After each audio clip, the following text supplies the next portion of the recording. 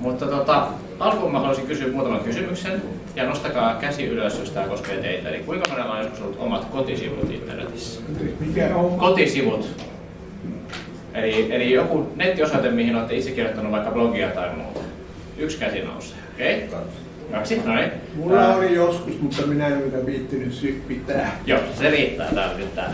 Kuinka moni teistä käyttää nykyään tai on joskus käyttänyt Facebookia? Noin, nousee vähän enemmän käsiä. Noin, entäs kuinka monelta löytyy WhatsApp? Noin. Ja kuinka moni on käyttänyt Googlea? No niin. Olen kuullut sitä. Kyllä. Ja tästä päästäänkin tähän päivän aiheeseen, eli digijättien valtaan, eli internet 2020-luvulla. Ja tosiaan maalla on Lavanti, se on sama naama. Informaatioverkoston diplomi-insinööri, eli informaatioverkostot on tämmöinen lyhyesti selitettynä, se ei ole tietotekniikkaa eikä se ole tuotantotaloutta, vaan se on jotain siitä väliltä, kun huomattiin, että ehkä diplomi-insinööri pitäisi tietää jostain muustakin kuin pelkästä teknologiasta.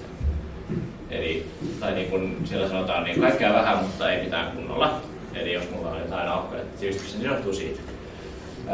Tällä hetkellä työskentelen johtavana ohjelmistokehittäjänä, eli tuossa noin reilu 10 vuotta on nyt ollut ohjelmistoalalla tehnyt ihan kaikkea mahdollista. Nykyään teen pankissa töitä, on ollut verkkokaupoissa, on ollut konsulttina erilaisissa B2B-alustoissa ja kaikkea siitä väliltä.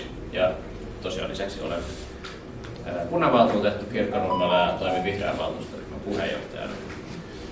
Ja tästä nyt sitten tosiaan, eli kun internet on alun perin kehitetty vähän sellaisella ajatuksella, toki siis ihan käytännön syistäkin, mutta internetin kehittäjillä alun perin oli sellainen ajatus, että internet voisi olla sellainen tapa, että me voitaisiin kaikki saada käsiimme kaikkea mahdollista tietoa, meillä voisi olla jokaisella omat kotisivut, kaikki saisi oman äänensä kuuluviin.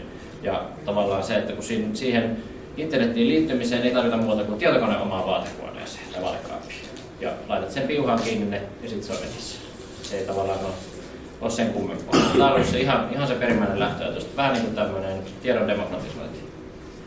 Ja tänä päivänä tämä ei ehkä enää ole ihan niin yksiselitteisesti pitää paikkaansa. Että jos me mietitään, että ensin lähdetään siitä liikkeelle, että kun te haluatte käyttää internetiä, niin teillä on yleensä joku laite, millä te käytätte. Useimmilla nykyään löytyy taskusta puhelin, jossa on internet käytössä. Ja siitä itse raudasta voisi tietenkin kanssa pitää oman esitelmänsä, mutta keskitytään siihen ohjelmistopuoleen. Eli siinä puhelimessahan on joku käyttöjärjestelmä, joka siinä pyörii. Ja niitä käyttöjärjestelmiä on siis, tässä on Suomen dataa, niin niitä on käytännössä 2 kappaletta. On Googlen Android ja Applen iOS. Ja sitten toi pieni valkoinen tuolla siivoaa kaikkea muuta. Eli aika vähän. Eli käytännössä, jos sä ostat Applen puhelimen, sulla on iOS, ja jos sä ostat melkein minkä tahansa muun merkin puhelimen, sulla on Android. Ja näillä väreilläkin on merkitystä, ja palataan siihen vähän myöhemmin. No, sitten se toinen laite on tietokone, niin tässäkin näin mulla on. Ja tietokoneessa, jos me katsotaan kanssa sitä käyttöjärjestelmiä, niin ei sielläkään hirveän monta vaihtoehtoa ole. Suurin osa on Windows-koneita. Sitten on Applessa on macOS ja sitten on noita Googlen Chrome OS, yleensä läppäreitä, tabletteja, semmoisia kevytkoneita. Toi valkoinen siivu on pääasiassa Linuxia, eli tätä avoimen lähdekoodiin perustuvaa käyttöjärjestelmää, jota on Linux Torvalds kehittänyt. Mutta mä vähän epäilen tässä, tämä lähde ei ole ehkä niin kuin kaikkein tieteellisin. Se on helppo lähde, käytin sitä sen takia tähän näin. Ja mun vahva epäilys on, että iso osa siitä Linuxista johtuu siitä, että siellä on muun muassa palvelimet, jotka käyttää usein Linuxia. Eli jos sä teet sen palvelimen, mikä vaikka on joku kotisivut pyörii siellä tai sähköposti tai muuta, niin se itse palvelin pyörittää silloin yleensä joko Linuxia tai sitten Windows jossain kaupallisessa ympäristössä joskus. No, se pelkkä laitehan ei tietenkään riitä siihen internetin käyttöön, eli sitten sen lisäksi sulla on yleensä joku selain, eli jos ei käytä sovelluksen puhelimissa, niin sitten käytetään selainta, jolla mennään internetiin käsiksi. Ja sielläkään ei ole ihan hirveän hajaantunutta tämä toiminta. Eli 77% käyttää Googlen Chromea ja 10% käyttää Applen Safaria. Väitän, että Applen siivusta iso osa johtuu siitä, että se on se oletusselain, eli kun sä ostat Applen puhelimen tai tietokoneen, niin siellä on Applen Safari asennettuna. Ja sitten taas toi sininen siivu on Microsoftin Windows Edge, joka on sitten taas Windows-koneessa nykyään se oletusarvoinen sellainen. Ja valkoisesta noin puolet on Firefoxia, joka on sitten taas säätiön ylläpitämään, eli vähän erilainen kuin nämä muut kaupallisemmat toimijat. Ja loput on käytännössä semmoiseen kuin Chromium-selaimeen pohjautuvia, joka on siis tämän Googlen Chromeen ja ton Edgenkin taustalla oleva, eli se on semmoinen todella yksinkertainen ja pelkistetty selain, jonka päälle on sitten rakennettu näitä muita selaimia. No, tänä päivänä meistä suurin osa varmaan viettää aika paljon aikaa sosiaalisessa mediassa, osa vähemmän, osa enemmän, mutta voisi ehkä sanoa, että mun mielestä oma isoäiti on esimerkiksi joskus hyvin kuvailut tätä, että kun häneltä kysytään, kun on kysynyt, että onko sulla internetyhteyttä, niin hän kysyy, tarkoitatko sitä Facebookia. Eli se hämärtyy se raja siitä, että mikä on internet ja mikä on sosiaalista mediaa, tai nämä, niin kuin ehkä sosiaalinen media, vaikka se on oikeasti vain osa internetiä, se on ehkä noussut siihen tavallaan rinnalle semmoisena ajankäytöllisenä ja konseptuaalisena käsitteenä. Niin jos me katsotaan sitä, että miten ihmiset viettää aikaa sosiaalisessa mediassa, ja ehkä toisin kuin noissa edellisissä, niin tässä pitää ensin huomioida se, että ihmiset ei käytä välttämättä vain yhtä sosiaalista mediaa samalla tavalla, mutta teillä on yleensä vain yksi tietokone tai yksi puhelin tai yksi selain, mitä te käytätte, vaan ihmiset käyttää useampia, jonka takia nämä on siis nyt viikoittaisia käyttömääriä suhteutettuna toisiinsa. Mun ajatus oli siis se, että ihminen ei kuitenkaan voi viikossa määräänsä enempää viettää aikaa. Tästä saadaan suuntaantavaa siitä, näkymään, että miten ihmiset käyttää eri alustoilla aikaansa. Eli tässä isoimpina on WhatsApp 13%, Facebookissa on 18% viettää viikoittain, Instagramissa 21%, tämä Threads, joka on siis tämän saman yrityksen tämmöinen Twitterin kilpailija, niin se on vaan vähän pienempi, se on 3%.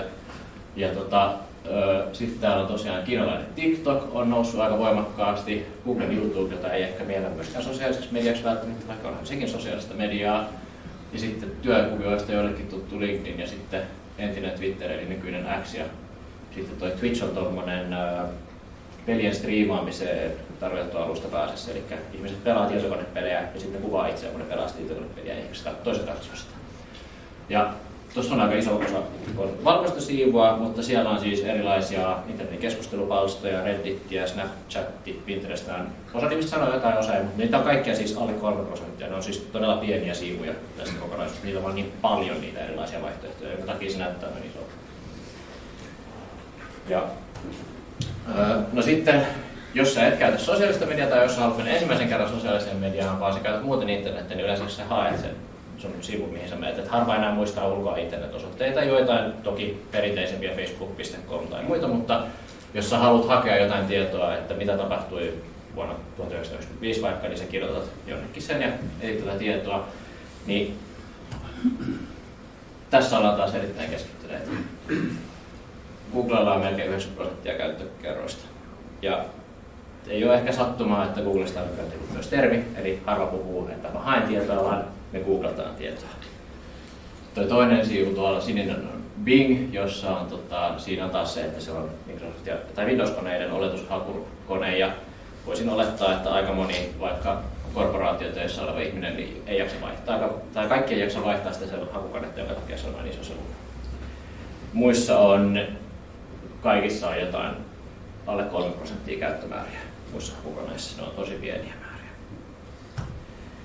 No, sitten mennään sellaiseen, mikä ei ehkä ole niin kuin tavallisen käyttäjälle näy, paitsi silloin kun se nousee otsikoihin. Eli harva näistä asioista enää pyörii jonkun yksittäisen yrityksen kellarissa tai joku käyttäjä jonkun meistä omassa vaatekomerossa näistä isommista palveluista, vaan ne pyörii pilvealustassa, joka on siis jonkun toisen yrityksen konesali.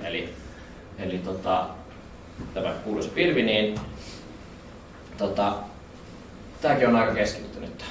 Ja nyt tästä huomiona, että tämä on tosiaan kansainvälinen tilasto, en löytänyt suomalaista, mutta valkoisesta siivusta suurin osa on kiinalaisia palveluntarjoajia, eli voidaan olettaa, että Suomessa ne on aika lähellä nollaa, eli koska tämä on globaali tilasto ja kiinalaiset käyttää paljon internetiä, niin kiinalaisten alustojen määrä nousee sitä kautta.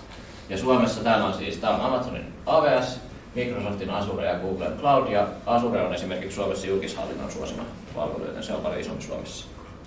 Ja noilla pienillä on silti, vaikka ne olisikin vaan niitä kiinalaisia, joita ei Suomessa käytetään, niin globaalistikin niillä on jokaisella alle 5% käyttöaste. Ne on tosi pieniä verrattuna näihin kolmeen. Ja oliko muutama viikko sitten, kun oli uutinen, että ensin oli viikolla uutinen, että Amazonin palvelut oli kaatunut, sitten oli viikkoa myöhemmin oli tieto, että Azuren palvelut oli kaatunut. Niin tässä näkyy se, että sen takia se tuntuu siltä, että koko internet on alhaalla, koska suurin osa internetistä on näissä kolmessa isossa palveluntarjoajassa kiinni.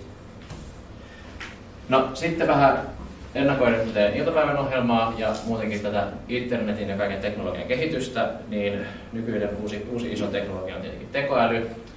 Ja jos me katsotaan tekoälyn markkinaosuuksia, niin nyt huomautuksena, että nämä on siis tosiaan niiden chattibottien osuuksia. En löytänyt sitä, että mitä on nämä, mitä käytetään vaikka jos joku sanotaan Elisa tekee tekoälychattia niiden palvelun sisään, että mitä ne silloin käyttää. Niitä osuuksia ei löydy vielä mistään, mutta näitä chattibotteja, mitä itsekin voi käyttää, niin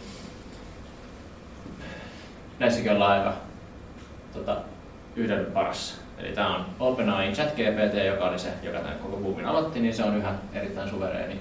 Sitten siellä on Microsoftin Copilot, joka on taas oletusarvoinen Windows-käyttöjärjestelmissä ja mitä Windows tunkee kaikkiin Teamseihin, Office-paketteihin ja muihin mukaan, että jos sä käytät jotain niiden palveluita, niin siellä on aina Copilot. Ja sitten on Google Gemini.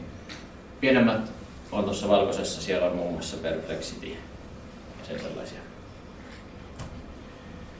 Nyt pidetään sellainen, että nyt voitte 2 minuuttia jutella vierustelijan kanssa. Tiedättekö te näille äsken mainituille palveluille vaihtoehtoja? Mitä mä en sanonut äsken ääneen? Tuleeko mieleen? Jos ei synny hirveän pitkään keskustelua, vaan pitää hyvin, mutta kokeillaan vähän jutella kavereiden kanssa. Googlellahan on paljon vaihtoehtoja. Kyllä, siinä on paljon vaihtoehtoja. Kuinka monta osaa sitä puhua? Minä en muistakaan kuinka monta. Niitä aina tulee ja menee. No, haluatko joku jakaa, tuleeko mieleen? No, mä käytän ihan hausen käytän DuckDuckGota. No niin, DuckDuckGo on hyvä esimerkki. Sehän oli alun perin sellainen, että se käytti itse asiassa Google taustalla ja se oli vaan niin kuin ilmaista Google personisointia, mutta nykyään se on niin kuin ihan oma koneensa. Se on hyvä. Nykyään se on mitä? DuckDuckGo. Okei. Ankka menee. Tuleeko muita esimerkkejä mieleen? Siellä perällä on ajatuksia. Sellainen kiihkeä keskustelu. Haluatko sanoa ääneen? Meillä ei nyt heti tullut. No tässä ei ole vääriä vastauksia, ei hätää. Mä käytän niitä vaihtoehtoja sen takia, että jos minä haluan vähän tietoturvaa. Se on ihan hyvä ajatus. Ja se sinällään se olisi yllättävää, koska jos me laitetaan nämä kaikki yhteen, niin tällä katsannolla meidän internet näyttää tältä. Eli tuolta vasemmalta löytyy nämä äsken käydyt kategoriat, eli puhelimia, selaimia, hakukoneet, tietokoneet, sosiaalinen media ja pilvipalvelut ja tekoäly. Ja täällä on ne yritykset, jotka ne omistaa. Vähän suhteutettuna toisiinsa tässä tapauksessa. Eli ydin on Alphabet, eli Googlen omistava yritys. Sillä on ihan selkeästi iso markkinaosuus kaikista. Toisiksi isoin on Microsoftilla. OpenAI ehkä tämän tekoälydominanssissa takia tässä vaan näin merkittävän näköisenä on se ehkä nykyään taloudellisestikin, mutta näin niin kuin muuten se ei ehkä ole iso juttu. Meta on sosiaalisessa mediassa aivan suvereeni toimija. Apple on omassa kategoriassaan sitten kanssa hyvä. Nostin tämän TikTokin omistavan ByteDance-yhtiön tähän kanssa. Sehän menee todennäköisesti nyt Oracle-nimisen yhtiön hoiviin, kun Amerikassa tämä Trump ei halunnut, että siellä on kiinalainen sosiaalinen media. Ja sitten on tämä X, joka on käytännössä yhden ihmisen käsissä. Amazon on pilvipalvelussa tosi iso tekijä ja sen lisäksi se on myös yksi maailman suurimmista verkkokaupoista. Esimerkiksi Jenkeissähän sä et osta, niin jos sä ostaa jotain muuta kuin ruokaa, niin sä ostat sen Amazonista käytännössä nykyään. Ja tämä tähti on siis nämä kaikki muut palvelut, jotka on siis, kuten näkyy tästä, aika pieniä tommosia kapeita siivoja jokaisesta muusta palvelusta. Ja OpenAIstakin on ehkä hyvä mainita, että sehän on tämmöinen näiden muiden yhtiöiden pitkälti rahoittama, että esimerkiksi Microsoft omistaa siitä tosi ison siivun. Ja sitten miksi tällä on jotain merkitystä, on se, että jos me ruvetaan katsomaan tätä taustalta, niin tässä on Alphabetin 2 suurinta omistajaa, eli Googlen perustajat, Larry Page ja Sergey Brin. Ja niillä on siis yhä hallussaan kontrolloiva osuus Alphabetin osakkeista. Eli heillä kahdella on yli 50% päätösvallasta. Jos he päättää, että kun Alphabet tekee jotain, niin sitten Alphabet tekee sen. Siitä ei kukaan voi sanoa mitään. Ehkä Yhdysvaltojen valvontaviranomainen, mutta ne ei ihan hirveästi ole sanonut näille teknologiayrityksille koskaan mitään. Apple on onneksi vähän ehkä markkinaomisteisempi, eli kun on jo pörssiyhtiö, niin siellä ei ole kukaan omista sillä lailla iso osa siivoa siitä, mutta Tim Cook, Apple toimitusjohtaja, on kuitenkin aika merkityksellisessä asemassa ja voi paljon vaikuttaa siihen, mitä se yhtiö tekee. Microsoftilla on vähän sama kuin Applella, että onneksi ei ole sielläkään kukaan, joka omistaisi kaikkea. Bill Gateskään ei enää omista kovin suurta osaa osakkeista, että pystyisi yksin päättämään asioista, mutta toimitusjohtaja Satya Nadellalla on kyllä todella paljon päätösvaltaa. No sitten Meta. Tämä on taas enemmän niin kuin Alphabet, eli perustaja, pääomistaja Mark Zuckerberg omistaa yhä yli 50% osakkeista. Voi yksinään päättää, yksi ihminen voi päättää, mitä meidän yli 50% meidän sosiaalisesta mediasta tapahtuu. Amazon, Jeff Bezos ei omista enää yksinään päätösvaltaa, mutta on yhä merkittävin osakkeenomistaja Amazonilla. Ja on yhä hallituksen puheenjohtaja, eli myös käyttää merkittävää valtaa muunkin yrityksen sisällä. OpenAI, Sam Altman, perustaja ja toimitusjohtaja. Siellä ei ole tällä hetkellä ihan selkeää, että kuka sitä valtaa näin niin kuin teknisesti pitäisi, mutta Sam Altman sitä pitkälti ohjaa. Ja OpenAIsta on ehkä toisaalta hyvä mainita myös, että sehän on semmoinen non-profit-yhtiö, eli se ei ole säätiö eikä se ole yritys, vaan se on voittoa tavoittelematon yhtiö, joka on tämmöinen jenkkierikoisuus. Mutta he itse asiassa hakee tällä hetkellä sitä, että he voisivat muuttaa voittoa tavoittelevaksi yhtiöksi, jolloin he voisivat rahastaa enemmän, mutta tähän asti he ovat muun muassa hyötyneet kaikenlaista erilaisista veroeduista, että on voittoa tavoittelematon yhtiö, ja siitä on sitten oikeusjuttuja kohta varmaan tulossa. Ja sitten X:n omistaja, täälläkin varmasti kaikkien tuntema naama Elon Musk, joka omistaa myös Teslan, SpaceXn ja XAI. Ja miksi mä nostan näitä naamoja tähän, niin nyt kun me tiedetään tästä vähän taas taustasta, niin voidaan hetki miettiä, että mitä tapahtuisi, jos Jeff Bezos saisi huomenna sairaskohtauksen? Mitä Amazonille tapahtuisi jatkossa? Kuka siitä päättäisi? Mitä tapahtuisi sillä, että 3/3 meidän internetistä olisi yhtäkkiä niin sanotusti tuuliajelua? Tai mitä jos Alphabetin perustajat kurahtaisi johonkin salaliittoteoriaan ja sen jälkeen Google rupeaisi kertoa meille kaikille vaikka, että viitataan vaikka edelliseen, että jos se yhtäkkiä rupeaisi kertoa Google kaikille, että Ukrainahan on osa Venäjää, ei ole koskaan äänistä Ukrainaa. Siellä olisi sitten se 90% ihmisistä tapaisi sen hakutuloksissaan tämän tiedon sen jälkeen. Ja tällä on siis tosiaan ihan käytännössä merkitystä. EU:ssa tuli tämmöinen, kun EUhan yrittää näitä säädellä aina vähän vaihtelevalla menestyksellä näitä digijättejä, niin EU asetti semmoisen lainsäädännön, joka astui nyt voimaan tänä syksynä, joka asettaa näille isoille toimijoille semmoisen vaatimuksen, että jos heidän alustoillaan näytetään poliittisesti tai yhteiskunnallisesti kantauttavia mainoksia, niin silloin siinä mainoksessa pitäisi näyttää samalla, että kuka sen mainoksen on maksanut, kenelle sitä mainosta näytetään, eli näytetäänkö sitä vaikka 25-35-vuotiaille miehille esimerkiksi. Sitten siinä pitäisi näyttää, että miksi se näytetään juuri sulle, eli miten sä osut tähän kategoriaan, kenelle tätä näytetään. Ja sitten siinä pitäisi kertoa, että mihin asiaan se liittyy, eli jos se liittyy johonkin lainsäädäntöön, niin mihin lainsäädäntöhankkeeseen se liittyy tai mihin yhteiskunnalliseen asiaan se liittyy. Ja Meta ja Google totesivat, että hei, että vaan ne lopetti mainostamisen kokonaan. Eli Metan alustoilla, jotka on nyt 55% sosiaalista mediasta ja Googlessa, joka on 9% hakutuloksista, ei ole enää poliittisesti ja yhteiskunnallisesti vaikuttavaa mainontaa. Eli esimerkiksi tällaiset toimijat, kuten Ihmisoikeusliitto ja Finwatch, ei voi enää mainostaa niillä alustoilla. Eikä Humanistiliitto. Eikä Humanistiliitto. Tai Luonnonsuojeluliitto. Ja tämähän on siis siinä mielessä merkittävää, että vaikka tietenkin siinä on aina omat ongelmansa, että rahalla pystyy ostamaan näkyvyyttä, niin se kun rahalla ei voi enää ostaa näkyvyyttä, niin ainoa tapa saada sitä näkyvyyttä on toimia sen algoritmin ehtojen mukaan. Ja kukaan meistä ei tiedä näiden yritysten ulkopuolella, miten ne algoritmit ihan oikeasti toimii. Ne on täysin mustia laatikoita, ne on liikesalaisuuksia, ihan syystäkin, mutta että jos siellä nyt vaikka se Googlen omistaja toteaa, että me ruvetaan suosimaan nyt jatkossa jotain tiettyä sisältöä, niin kukaan meistä muista ei voi koskaan tietää, että se muu sisältö painetaan vaikka alas. Jos me kuvitellaan, että vaikkapa Mark Zuckerberg toteaa, että metsäjänikset on maailman inhottavin asia, ja se laittaa algoritmiin, että aina jos mainitaan metsäjänis, niin se painetaan pois kaikkien näkyvistä. Me ei kukaan koskaan tiedettäisi, että näin on tapahtunut. Koska aina kun joku yrittäisi puhua siitä, niin se algoritmi nappaisi kiinni, että tässä sanottiin hei metsäjänis, ja sitten se tulkisi sen pois meidän näkyvistä. Rahalla sitä on voinut vähän kiertää. Tai sitten, kuten tässä Chocachilli on tämmöinen ruokabloggaaja kautta kirjailija, niin ihan hyvin mun mielestä tiivistää vähän tätä asetelma, minkä takia on just se, että jos haluaa tuoda omaa viestiään esille, niin omat kotisivut on jälleen taas merkittävä asia.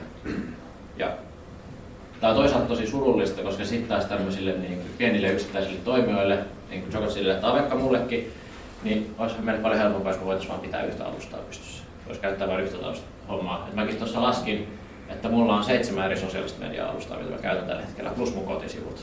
Niin siinä on aika päivittäminen. Niin yksittäisen viestin tuominen esiin on tosi vaikeaa, ihan vain sen takia, että se on niin hajautunut se kaikki.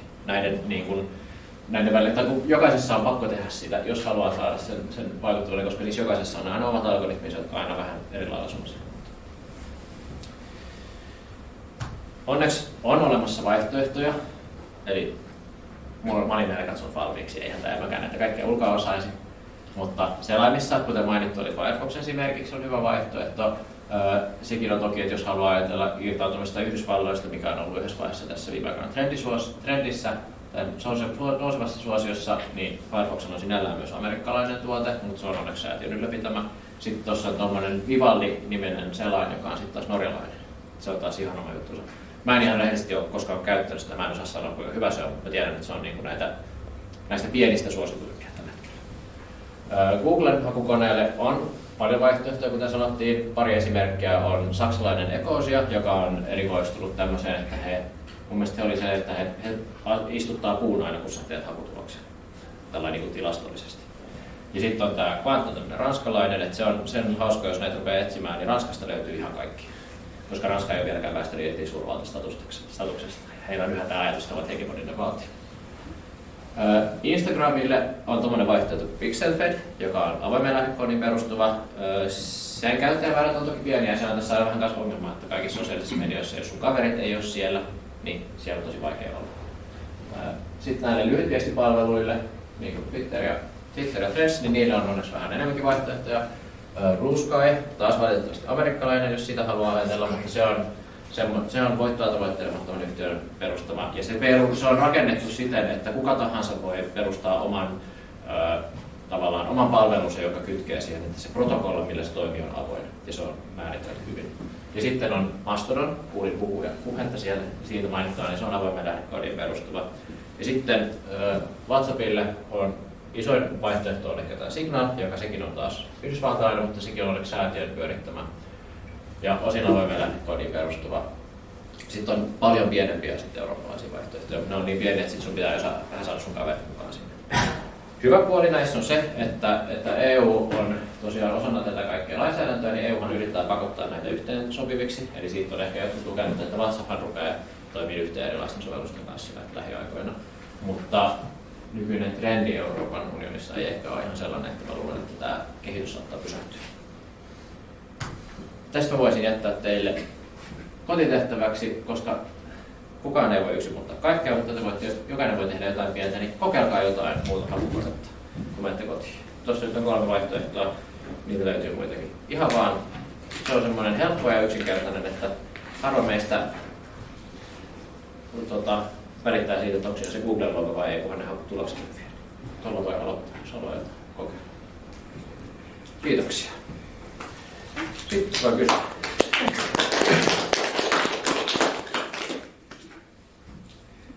Niin, tuossa Blue Skyssa siinähän ei todellisuudessa vielä pysty omaa palvelinta ainakaan helposti tekemään. Joo, ei se ole kauhean helppoa, mutta se on rakennettu sentään sillä lailla, eli puhuu tästä näin, niin se AT-protokolla, niin se on kuitenkin sellainen, että se voidaan todennäköisesti tulee jossain kohtaa yleensä, että kaikilla on omat instanssit, mutta vielä se ei ole sitä.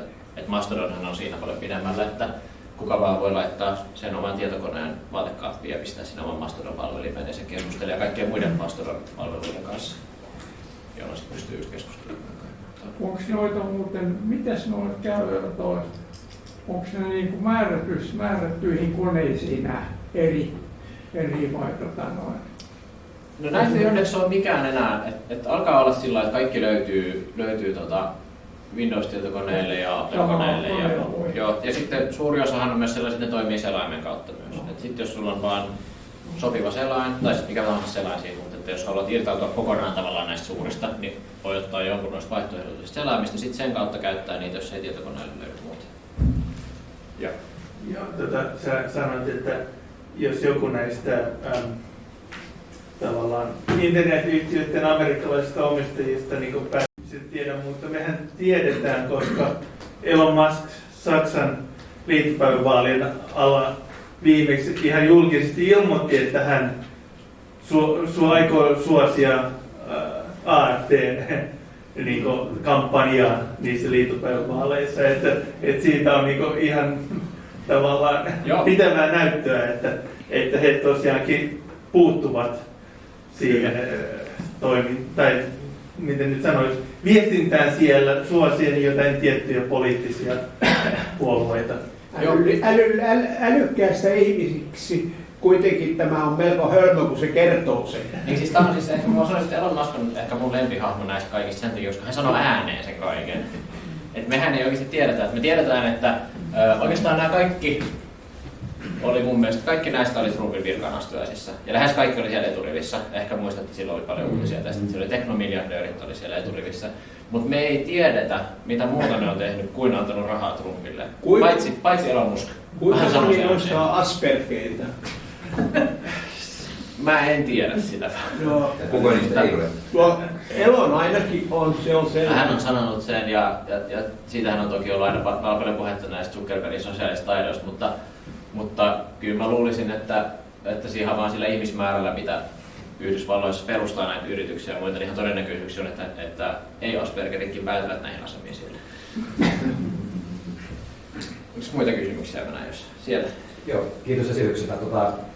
Kysymys noista Googlen korvaamisesta muilla hakukoneilla, niin ihan siitä pyytäisin, että onko sinulla jotain näkemystä tai lisäkommenttia siihen liittyen, että mikä on oma vaikka käyttäjäkokemus siitä, että jos on pyrkii etsiä jotain mutkikkaampaa informaatiota tai jonkin hankalampaan monisyiseen asiaan liittyen, niin miten noi on operannut sitten noi Googlen korvaajat, että miten sä itse kokenut sen, tai onko siihen jotain tämmöisiä näkemyksiä, että jos yrittää tehokkaasti hakea informaatiota johonkin asiaan liittyen?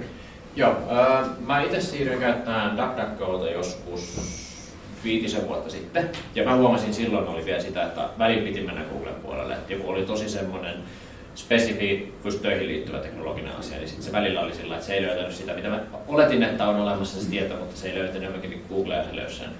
Mutta nykyään mä oon nyt tässä viimeiset ehkä 2 vuotta käyttänyt tätä kvanttia, ja oli ehkä jo ennen sitäkin niin DuckDuckGoa, niin ei ne enää oikeastaan häviä Googlelle sillä lailla. Et kyllä ne alkaa olla sen verran kehittyneitä. Ja sitten mulla on kavereita, jotka käyttää semmoista kuin Kagi, joka kirjoitetaan ihan niin kuin sanotaan, joka on maksullinen taas. Et näähän on kaikki ilmaisia, ja sitten tässä vain muistaa sen, että jos joku tuote on ilmainen, niin sinä olet se tuote silloin. Mutta se Kagi on siis maksullinen hakukone, josta sitten taas kaverit on kehunut sitä ihan maasta taivaisiin. Mä en ole itse vielä lähtenyt siihen, kun mulla on 4 lasta, niin mulla on ihan tarpeeksi kuluja muutenkin. Täytyykö noin muuten ohjelmoida kaikki erikseen sitten, tai noin muut? Esimerkiksi mullakin vaan Google ja nämä niin. Näitä, että Sä voit siis käyttää vaikka kaikkia ristiin. Et jos sä haluat vaikka hakea sä voit hakea vaikka saman tiedon jokaisesta näistä ja katsoa, miten ne toimii. Mikään näistä se on käyttämistä useampaa, mutta se, että jos sulla on vaikka puhelimessa tai selaimessa se, että sä kirjoitat suoraan sinne osoitekenttään, niin siihenhän sun pitää itse valita, että mitä niistä käytät. Joo, tarkoitan ihan pöytäkoneen. Minkä takia niissä kaikissa on samat tiedot, kun sitä informaatiotahan on siis loputtomasti, niin kyllä. Miten ne matchataan? Siis onko se sama tietopohja? No siis eihän ne kaikki tietenkään palata aina ihan täysin samoja tuloksia, että onhan niissä eroja, mutta tavallaan se kysymys siitä, että jos me puhutaan, ennen oli siis ihan yleinen ongelma, että nämä vaihtoehtoiset hakukoneet oli sen verran alikehittyneitä, että ne ei löytänyt niinku semmoisia todella niinku detaljeja ja semmoisia, jos puhuttiin vaikka jostain todella teknisistä asioista tai todella syvälle vaikka johonkin tieteen alaan menevistä asioista, niin ne ei välttämättä löytänyt hyviä hakutuloksia niistä, mutta ne on siis petrannut siinä paljon. Ja tokihan siis taustalla on se, että eihän niin kuin internetissä loppupeleissä, kun näähän usein painottaa esimerkiksi sivuja, joihin muut laitteet, jos sulla on omilla kotisivuilla vaikka, jos on omat kotisivut ja sä kirjoitat sinne jonkun artikkelin ja sä linkkaat vaikka johonkin lähteeseen, niin nämä katsoo sitä, että okei, hei, tänne sivulle on muut linkannut, niin silloin se tavallaan sen alkuperäislähteen painoarvo nousee näissä hakutuloksissa. Ja sitten loppuviimein, niin aika rajallinen määrä internetsivuja on sellaisia, mihin ihmiset linkkaa. Niin tavallaan tätä kautta sitä haetaan sitä niin kuin, siksi se päätyy aika usein siihen, että niissä on sivustoja. Et esimerkiksi teknologisissa asioissa on semmoinen sivusto kuin Stack Overflow, joka on semmoinen kysyjä vastaa palvelu, mitä käytännössä kaikki ohjelmointitekijät ihmiset käyttää. Niin silloin, jos sulla on joku ongelma jossain muualla, jossain pienessä foorumissa tai jossain, niin usein laitetaan linkki sinne Stack Overflowhun, jonka takia nämä kaikki rupeaa näyttää sitten Stack Overflown sisältöä siellä, niin sen sijaan, että ne näyttää sitä foorumin sisältöä, koska sitten Stack Overflowhun linkataan enemmän. Se on vähän tämmöinen, mutta sehän on niinku, sekin on kaikki spekulaatiot, että kukaan meistä ei oikeasti tiedä tasatarkkaan, miten nämä toimii. Ja EUhan on yrittänyt sinällään ratkaista sitä asiaa sillä, että yksi EU-lainsäädäntö vaatii, että näiden sosiaalisen median jätteen erityisesti pitäisi päästä tutkijat tutkimaan sitä niin kuin käyttäjädataa sillä tasolla, että ne pystyisi arvioimaan, millaisia yhteiskunnallisia vaikutuksia tällä on. Koska mehän kaikki esimerkiksi tiedetään, että vaikka Instagram aiheuttaa nuorille paljon ulkonäköpaineita, mutta me ei tiedetä, mikä se tarkka mekanismi on tai mitä Instagram tekee sen eteen, koska me ei tiedetä, miten se niiden algoritmi toimii. Niin sitten, koska ei ole haluttu murtaa sitä niin kuin, heidän kilpailuvalttiaan siinä ja tehdä EUsta täysin houkuttelematon vaikka yrityksille, niin se on yritetty kiertää tämmöisellä, että päästettäisiin tutkijat tutkimaan sitä lopputulosta siinä. Että kun meillä on se tieto siitä, että meillä on näitä ihmisiä, jotka käyttää, meillä on se tieto siitä, että miten niille kuuluu, niin sitten me päästään ne tutkijat katsomaan vähän sitä niin vaikka metan sisällä olevia tietoja niistä käyttäjistä, niin sitten pystyttäisiin ehkä katsoa, että mikä se vaikutus on, ottamatta kantaa siihen itse algoritmiin. Voiko hakukoneisiin luottaa? Välittääkö ne totta tietoa? Sanoisin, että nykypäivänä ehkä semmoinen, että silloin kun mä olin koulussa, niin silloin sanottiin, että ei saa käyttää Wikipediaa lähteenä, mutta mä luulen, että nykypäivänä Wikipedia on ehkä semmoinen luotettavimpia internet-sivuja. Koska sitä ihmiset moderoi sitä käsin, niin mä sanoisin, että kyllä sä voit sinällään lähtökohtaisesti hakukoneisiin voi luottaa, että ne hakukone itsessään toki, jos sieltä tulee vaikka tekoälytiivistelmää tai muuta, niin suhtautuisin siihen varauksella, koska ne tekoälytiivistelmät perustuu siihen, mitä muut ovat sanoneet internetissä, joka ei aina pidä paikkaansa. Mutta jos sä menet katsomaan hakukoneeseen, että vaikka että te haluatte tämän jälkeen lukea vaikka uudistamaamme järjestyksestä ja kirjoitatte tuonne noin jonkun hakusanan siihen liittyen, niin jos te katsotte niitä lähteitä, mitä se antaa, ja niitä sivustoja, niin niitähän voitte lähtökohtaisesti luottaa, että ne liittyy tähän asiaan, jolloin sitten se on teidän tehtävä, se tarkoittaa sitä lähteen luotettavuutta. Ja tässähän esimerkiksi Wikipedia on siis ihan hyvä, että jos on sinne Wikipedia katsoo jotain artikkelia, niin siellähän lähteet on liittynyt.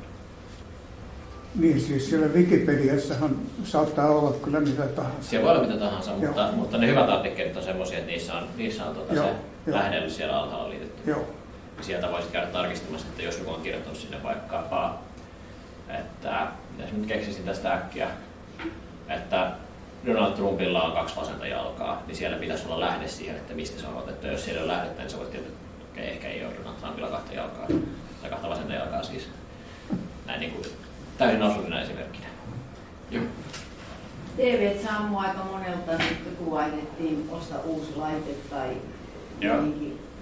joku lisälaite, niin kuinka kauan sä uskot, että itse asiassa tavallisella suomalaisella kuluttajalla on mahdollisuus valita edes näitä ohjelmia. EU-lainsäädäntöön tulee koko ajan jälkijunassa ja se aika vaikea arvioida yhdessä vaiheessa miten käy, niin EU on aivan eri maailma kuin Jenkki ja sitten taas Aasia, kun se lähti siitä, että internet on kaikille, tämä on jo mun mielestä kaventunut aika paljon. No, tavallaan joo, ja sitten toisaalta tavallaan ei, että jos me mietitään, niin kuin tässä on nyt vaikka näitä selaimia näin niin kuin esimerkiksi, niin yhdessä vaiheessahan oli sellainen tilanne, että jos sulla oli vaikka Windows, jos sulla oli Applen kone, niin sä et pystynyt asentamaan siihen mitään muuta selainta kuin tuon Safarin, jolloin sä olit aina Safarin käyttäjä, kun sä olit Applen niin kuin tietokoneella käytit sitä.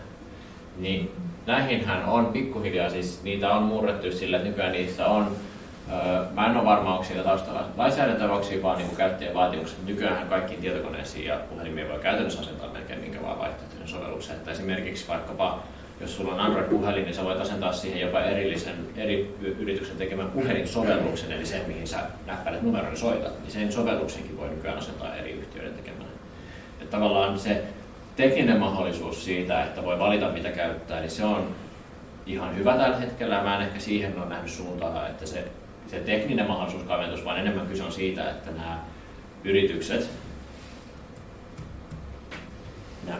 niin keskittävät sitä kaikkea toimintaansa sillä just vaikka, että Meta aikanaan osti Instagramin, koska ne näkee, että Instagram rupeaa kilpailemaan Facebookin kanssa, ja sitten nosti WhatsAppin, kun ne näkee, että WhatsApp rupeaa kilpailemaan niiden Facebook Messengerin kanssa. Ja tätä kautta, että tavallaan se, että ne tekee siitä niiden palveluiden käyttämisestä niin helppoa, että sitten sä tavallaan vähän niin kuin ajaudut siihen. Että vaikkapa jos miettii, jos sä menet jonnekin uuteen verkkokauppaan, josta haluat tilata jonkun, nyt tuli hieno Black Friday-tarjous, jossa haluat tilata jonkun tuotteen, niin siellä on aika usein vaikka, että kirjaudu Googlella nappi. Et jos sulla on Googlen sähköposti, niin sä voit painaa siitä nappia ja sit sä pystyt ostamaan sen sun tuotteen sieltä. Ja näin Google sai taas tavallaan sut vähän tiukemmin otteeseen, että jos sä haluat jatkossa ostaa sieltä ja olla käyttämättä Googlen tiliä, niin sit sun pitääkin tehdä niin kuin enemmän töitä sen eteen. Että tavallaan tämä niin kuin ihmisen mukavuuden haluisuus ja tämä niin kuin helppouden haku on johtanut vähän meitä siihen, että näiden on ollut tosi helppo kasvattaa tuolla pikkuhiljaa markkinaosuuttaan. Onko tässä vaara, kun mä ajattelen, että nyt on sotatilanne on ihan eri maailmalla kuin vielä 20 vuotta sitten, niin kuin ainakin Euroopan kannalta, että se ei ole sinun oma päätöksesi, niin että joku julkinen niin kuin kieltää sen tai ei enää ole mahdollisuus hankkia. Että kun katsoo nyt, mitä tapahtuu idässä, esimerkiksi mitä sosiaalista mediaa saa käyttää tai tämän tyyppisiä, niin onko tämä koko maailma tällä hetkellä vielä vai tuleeko tämä niin kuin hajautumaan, että EU on oma blokkissa? Kyllä mä luulen, että semmoista tiettyä hajautumista on esimerkiksi Kiinassahan on rajattu. Mun suosikkiasioitahan on esimerkiksi, että tämä ByteDancen sen TikTok-palvelu, joka on nykyään tosi suosittu nuorten keskuudessa, niin sehän on kielletty Kiinassa, vaikka se on kiinalainen sovellus. Heillä on toinen sovellus, joka perustuu siihen samaan, mutta se näyttää vaan opettavaa sisältöä. Sitä voi käyttää vain tietyn aikaa päivässä.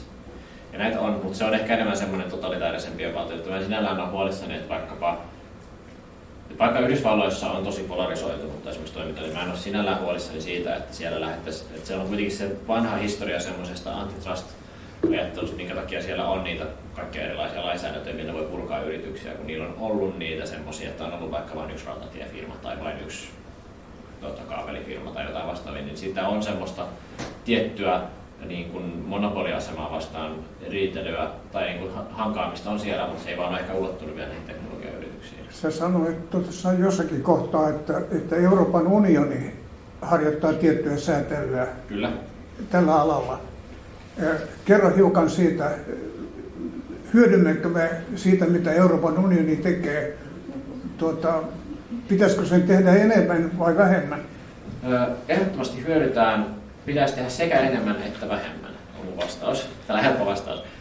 EUhan sääntelee tosi paljon näiden isojen toimijoiden, että jos me katsotaan, no tämä on hyvä kuva tässä näin, niin meillä on esimerkiksi EUssa meillä on semmoinen kuin Digital Markets Act, joka säätelee näitä isoja toimijoita. Meillä on GDPR, joka säätelee sitä, miten ne voi käyttää meidän henkilötietoja ja muuta kaikkea. Siis EUlla on tosi kattava ja monipuolinen niin kuin säätelypaketti. Meillä on myös tulossa se AI Act tekoälyn säätelyyn, mutta näissä on se, että koska ne on kompromisseja EUn jäsenvaltioiden kanssa, aina EU-parlamentti sanoo jotain ja Euroopan jäsenmaat sanoo jotain ja sitten komissio sanoo jotain, se on näiden kolmen tavallaan tämmöinen summa, niin ne on siis ihan hirveitä järkäleitä ja tosi monimutkaisia.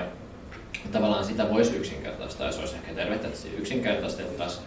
Mutta samaan aikaan se ei selkeästi ole vastannut näihin asioihin. Et esimerkiksi Metan tapauksessa, niin mä käytän sitä hyviä esimerkkejä tässä, koska heillä on nyt siis, heiltä paljastettiin, just vähän aikaa sitten Reuters paljasti heidän sisäisen muistionsa, jossa sanottiin, että he saavat, heidän liikevaihdostaan 14 miljardia dollaria joka vuosi tulee huijausmainoksista. Eli semmoisista, että sulle tulee joku mainos, että ostat tää villapaita ja sitten se linkki onkin oikeasti jonnekin niin kuin huijaussivustolle, joka vie sun pankkitilin ja kaikki muut tyhjentää. Ja he on laskenut, että he voisivat saada EUlta miljardin verran sakkoja siitä. Jokainen voi nopea laskea, että ei kannata silloin jättää tekemättä sitä, jos sä haluat vaan rahaa. Eli se mitä he tekevät, että he mukavasti täyttää tämän lainsäädännön vaatimukset on, että he on tehnyt sellaisen systeemin, että jos se heidän todennäköisyyslaskennan mukaan se mainos on yli 95% todennäköisyydellä huijaus, niin sitten he estää sen. Mutta jos se on alle 95% todennäköisyydellä huijaus, niin he ottaa siitä vain enemmän rahaa siitä mainoksesta. Niin, tämä on siis tosiaan, että tavallaan että EU-säätely on hyvä, että me yritetään estää tätä, mutta se on huonoa, kun se ei ole riittävän tehokasta näin. Ja tämä on vähän se, että oikeastihan siis amerikkalaisten pitäisi, koska ne on amerikkalaisia yhtiöitä käytännössä kaikki, niin Yhdysvalloissa tällä pitäisi tehdä jotain. Se takana oli, se oli välissä käsin. Miten ne sovelluskaupat, niin kun mua ärsyttää, mullakaan on Google, kun mä käytän sen Androidia, mutta en halua mitään. Ei voi ladata, jos ei ole se Gmail, en halua mitään osoitettavan sen takia, että siellä mä käytän APK-puolta tai jotain muuta. Silloin aina vähän myöhemmin tuli ne samat sovelluspäivitykset. Onko siinä jotain tapahtumassa? Mä en osaa sanoa. Miten se liittyy, on tavallaan se Google, joka sitä täytyy olla ladattava Googlen kautta tai Applen kautta, ei ole oikein muita vaihtoehtoja, että saa heti. Olisi kiva, jos nämä kaikki myös laittaisiin ihan suoraan, että voi hakea vaikka Google vai se, joka kehittää sen oman sovelluksen, että voi mennä niille omalle sivuille, että hei, tässä meillä on oma versio, ilman että me joku kaupan kautta mentävä. Joo, niitä on jonkun verran. Niillä on myös vaihtoehtoisia. Applehan on käytännössä, siinähän on näin, että Applen tuottajathan on niin sanottua niin kuin, suljettua puutarhaa, eli he ei päästä muita asentamaan näitä, niin kuin, just niin kuin aiemmin puhuttiin tästä, niin kuin, että ei voi itse valita. Niin Applen tapauksessa et voi valita sitä sovelluskauppaa esimerkiksi itse, mutta Androidin tapauksessa voit asentaa muitakin sovelluskauppoja. Niitä on, olisiko ollut Droid Market on esimerkiksi yksi, joka on, niin kuin, että ne on tietyissä piireissä ihan suosittuja, ja koska internetiä käyttää paljon ihmisiä, jotka vihaa tämmöisiä isoja korporaatioita, niin ne tykkää tehdä näitä vaihtoehtoisia palveluja itselleen. Niin Androidille on esimerkiksi vaihtoehtoisia sovelluskauppoja, mutta sitten esimerkiksi jos sulla on vaikka yrityksen puhelin, niin kuin mulla on mun työnantajan puhelin, niin mä en voi tuohon asentaa mitään, mikä ei tule sieltä Googlen kaupan kautta. Joten sitten jos mä menisin joku sivuille, mistä voi ladata sen asetuspaketin, niin toi puhelin ilmoittaisi varmaan ensin, että se voi olla virus, ja sitten sen jälkeen mun työnantajan järjestelmät sanoisivat, että et voi asentaa tätä. No. Ja tämä on niin tavallaan taas tää vähän tällainen, että kun nämä periaatteessa lupaa tietoturvaa sillä, että ne valvovat tätä toimintaa, joten sitten siihen on tavallaan turvallisesti helppo luottaa, mutta sitten siinä on taas tämä, että sit se on sitä keskittymistä. Se on kaupallistamista. Niin, kyllä. Jos tarkoitus on, että kauppa tietää paremmin sun elämäsi kuin sinä itse, niin mä oon ymmärtänyt, että esimerkiksi Etelä-Koreassa ihmiset hankkii kaikki tuotteet niin netin kautta ja ne on yhdistetty esimerkiksi johonkin melkein saippua-sarjaan, että kyllä. sä nappaat sieltä, onko se mahdollista Suomessa? Jollain tasolla joo. Ja se oli se, mihin mä viittasin sillä GDPR:llä. Eli se on se EU-lainsäädäntö, joka säätelee sitä, että no ensinnäkin siinä määritellään, että mitä on henkilötiedot näin niin kuin digitaalisessa kontekstissa, ja sitten määritellään, että miten näiden yhtiöiden pitää toimia meidän kaikkien henkilötietojen kanssa. Ja tämä on siis tämä on taas tämmöinen, että se itse lainsäädäntö on ihan järkevä, mutta se ratkaisu, miten nämä yhtiöt on noudattaa, sitä on tosi tyhmä. Eli jos te olette käynyt jollain sivulla, niin te olette ehkä huomannut sitä, että hyväksynkö evästeet. Näitä kyllä ei tai yleensä se on kyllä ja sitten joku pieni nappu, missä sanotaan muuta asetuksia. Jos sä painat kyllä, niin silloin esimerkiksi Googlen evästeitä tulee sinun selaimeen kiinni ja sitten kun sä käyt selailemassa vaikka sanotaan menet Gigantin sivuille, haluaisit katsoa uutta telkkaria, niin sitten sen jälkeen sä menet katsoo Facebookia, niin sä huomaat, että siellä on pelkkiä telkkarimainoksia. Ja se johtuu siitä, kun sä oot antanut niiden asentaa niiden evästeitä sun koneelle tai siihen sun selaimeen. Eli tää on niinku just sitä, että jos sä vaan painat aina hyväksy kaikki, niin sitten sä periaatteessa päädyt just siihen, että sittenhän nämä yritykset tietää sen kaiken, mitä sä teet siellä internetissä ja pystyy sitä kautta tarjoamaan kohdennettua mainontaa. Onko siinä myös, että näitä tulee lisää tai nämä myydään, niin sinne ei pysty enää niin itse pysymään perässä, että missä sun tiedot on? Joo. Ja siis mä sanoisin, että tällä hetkellä väittäisin, että kukaan meistä ei oikeasti tiedä, millä kaikilla noilla yrityksillä on mitä kaikkea tietoa meistä. Mutta GDPR toki mahdollistaa sen, että siinä on myös kaksi olennaista ominaisuutta. Siinä on se, että kun sulla on, kaikilla on oikeus kysyä miltä tahansa tämmöiset yritykset, että mitä te tiedätte minusta, ja niillä on velvollisuus kertoa teille se tieto.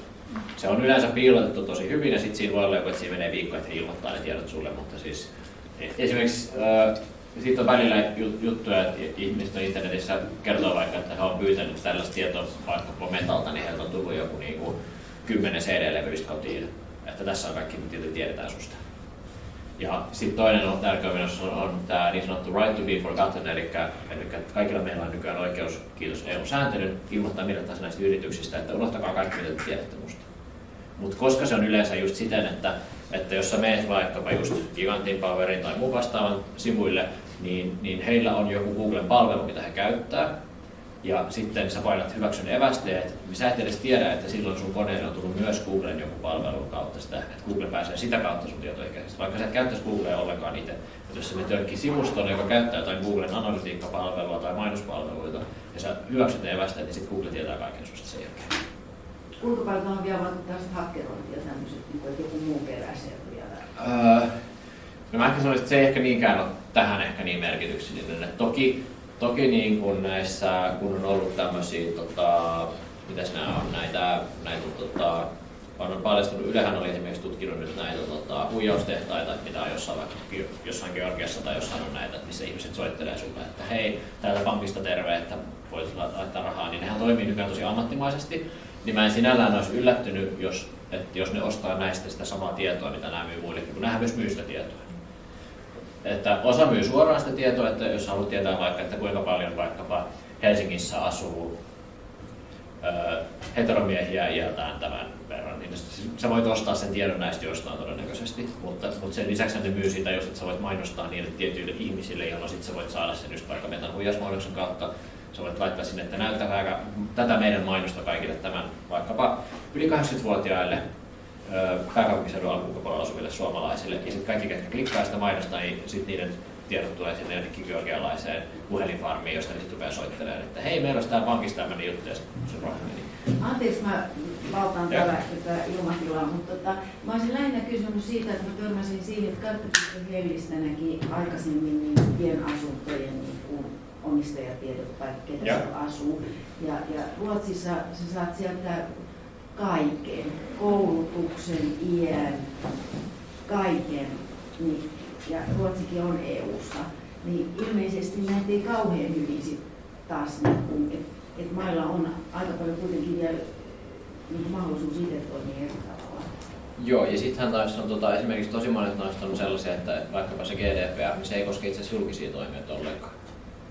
Eli jos sä menet kysyyn Kelalta, että mitä te tiedätte musta, niin silloin tämä GDPR ei päde, koska Kela on julkinen toimija. Että se koskee vain yrityksiä. Täällä on merkitystä nyt, jos 12. päivä tammikuuta niin kun julkishallintokin siirtyy nettiin ja itse on sulkakynä-versio, niin se edes ymmärtäisi näitä.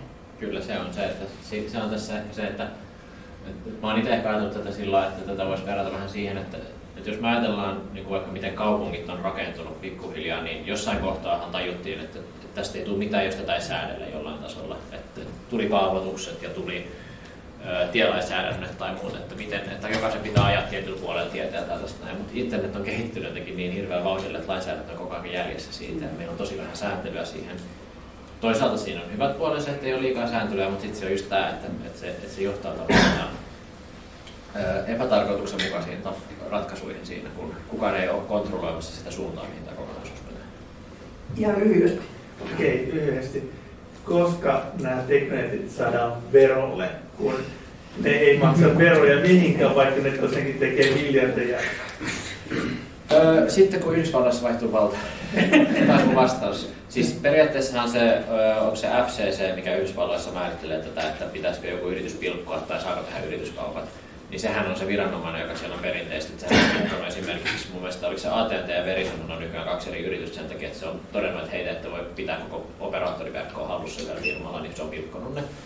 Niin siitä oli just oikeusjuttu, missä oli just tämä viranomainen oli haastanut Facebookin oikeuteen, että heidän pitäisi, että tämä Facebookin hankinta Instagramilla ja WhatsAppilla oli itse asiassa lainsäädännön vastainen, mutta oikeusistuin oli katsonut, että koska nykyään sosiaalinen media on tarpeeksi hajautunut, niin tämä ei ole ollut silloin niin kuin liiallista monopoliaseman rakentamista. Mutta silloinhan se on oikeasti ollut, koska silloin kun Facebook osti ne, niin silloin ei ollut vielä oikeastaan. Silloin oli ehkä Irkkaillaria Suomessa, sitten oli Facebook ja oli Instagram. Ja sitten ne Facebook osti Instagramin, oli vaan sillä, että tämä on tämmöinen taas, että virastot on vähän perässä tässä. Mutta eipä nykyään ne todennäköisesti ei lähtisikään siihen puuttumaan. Kaikki tiedetään, mistä on siellä se menikin. Näin ilmeisesti on, että yhteiskunta ei voi muuta kuin yrittää miettiä jälkeenpäin, että mitä voitaisiin tehdä. Valitettavasti olisi voitu tehdä. Joskus menee tähän valitettavasti. Joo. Teknologia vie ja kulttuuri vikisee. Onneksi teknologia toisaalta myös mahdollistaa paljon erilaista kulttuuritoimintaa. Niin kuin vaikka, että tämä voidaan striimata ja kuka tahansa voi katsoa näitä. No näin päinkin. Sekin pitää ottaa positiivisen kautta välillä, koska muuten tämä on tosi masentumaa. Kiitos oikein paljon. Kiitos.